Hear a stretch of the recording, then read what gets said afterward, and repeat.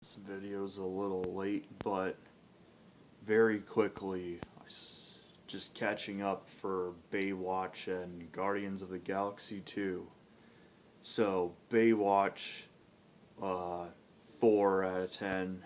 C. Guardians of the Galaxy 2, B minus, 6 out of 10. So, I'm gonna breeze through these. Baywatch, extraordinarily stupid, but what do you expect from Baywatch? I've never seen the TV show. All I know is it was just kind of this cheesy show where lifeguards fought crime or something like that. And David Hasselhoff and Pamela Anderson was in it. And David Hasselhoff and Pamela Anderson are in the movie for like 10 seconds each, and they're actually, that's a lie. David Hasselhoff is in the end credits for another 10 seconds. Ooh. Yeah, but they could have been cut out of the movie and the movie would have lost nothing. And biggest, well, not, maybe not the biggest, but a big problem with the movie is there's too much padding.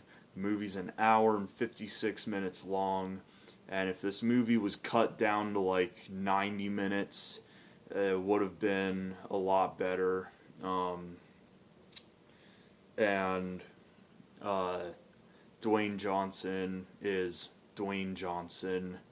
Um, Nobody really acts in this movie. They just sort of like do, they just sort of play themselves saying these things. Like nobody really is a character, with the exception of maybe the comic relief guy who's like the awkward kid. Like he was probably my favorite character.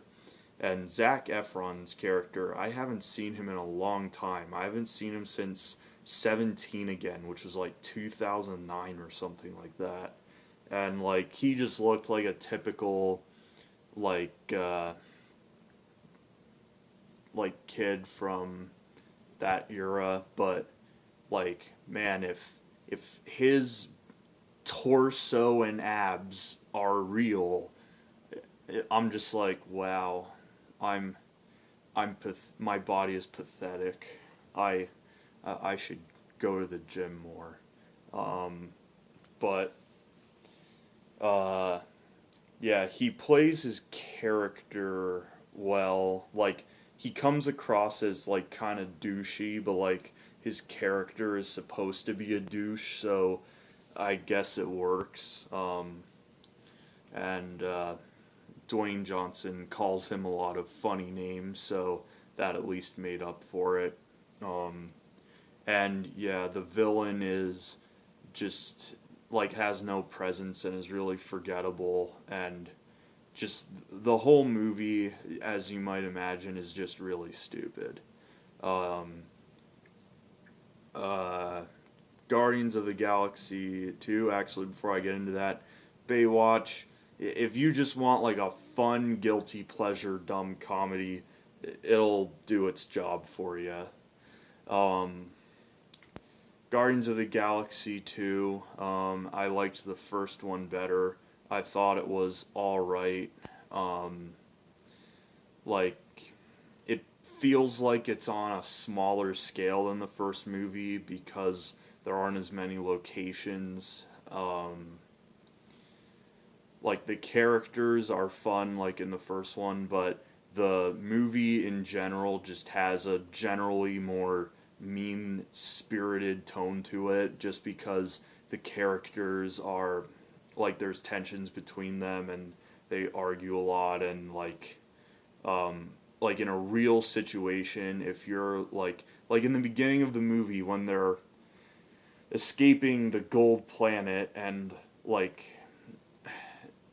and the reason uh like the gold people, after that first chase, like if they're such a superior race, why would they keep chasing them after that first chase? Like after losing so many ships, they would just be like, it's not worth it anymore.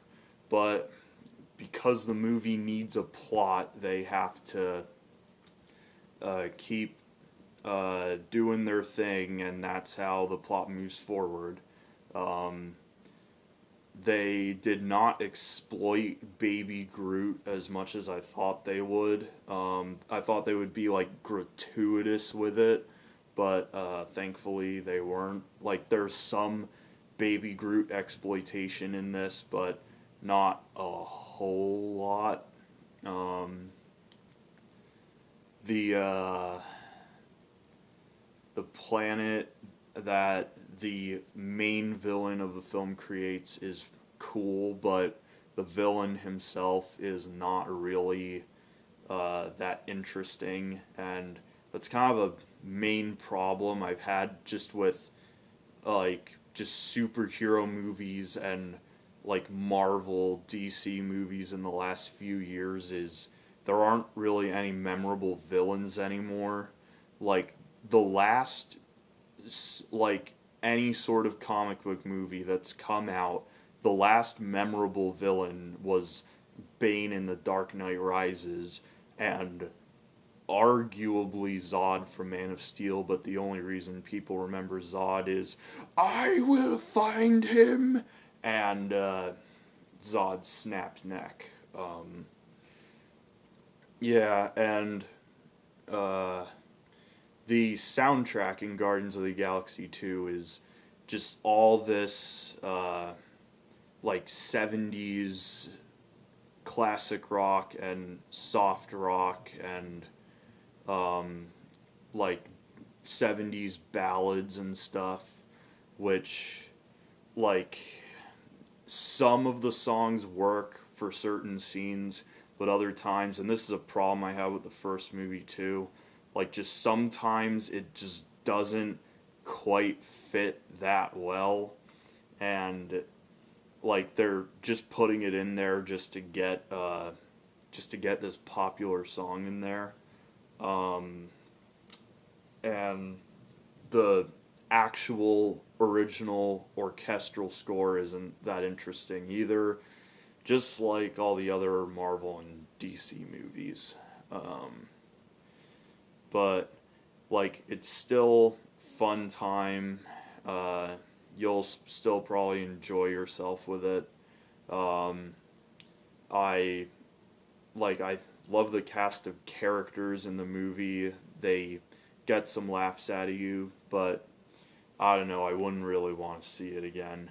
And kind of a letdown installment in this series, but hopefully the summer's coming up, so hopefully a lot more good movies will be coming out, so I'll hope for the best.